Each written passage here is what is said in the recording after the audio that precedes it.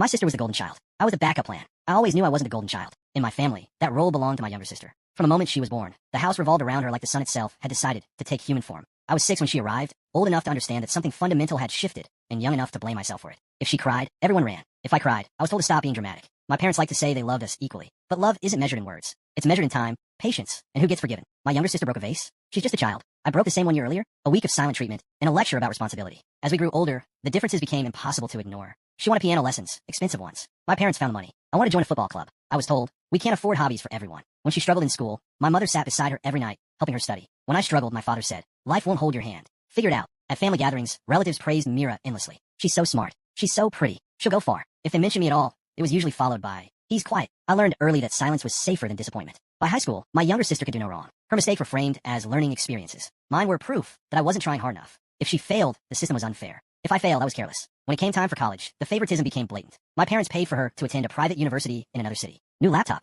new phone, monthly allowance. They cried when she left, hugging her like the world was ending. I got accepted into a decent college too. Not as prestigious, but solid. I was told I need to commute and cover my own expenses. You're more independent, my mother said proudly. What she meant was, we don't want to spend on you. So I worked. Nights, weekends, holidays. I watched my classmates enjoy college life while I counted coins and skipped meals. Meanwhile, my younger sister posted pictures from cafes, trips, and parties, paid for by the same parents who told me money was tight. Whenever I dared to bring it up, I was labeled jealous. Why can't you just be happy for your sister?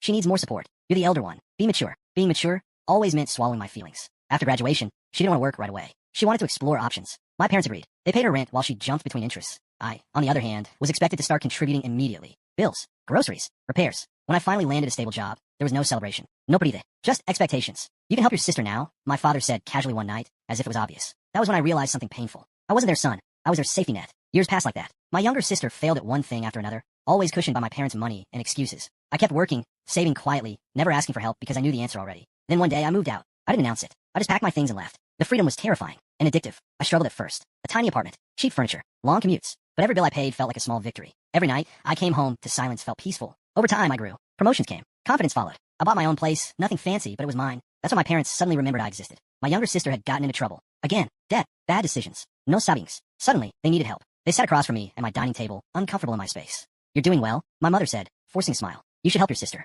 She's family. I looked at them and felt something I'd never felt before. Not anger, not sadness. Clarity. For years, I said quietly, I was told to sacrifice, to adjust, to be understanding. I did all that alone. Now I'm finally okay. I won't ruin that. My father's face hardened. So you're abandoning us? Yes, I replied. I'm no longer the invisible child you only remember when you need something. They left disappointed, hurt, calling me selfish behind my back. But for the first time in my life, their words didn't define me. Because I learned the truth too late, but not too late to matter. The golden child is given everything and never learns how to stand. The neglected child is given nothing and learns how to rise anyway. And while they're still trying to save her, I'm finally living a life that belongs to me.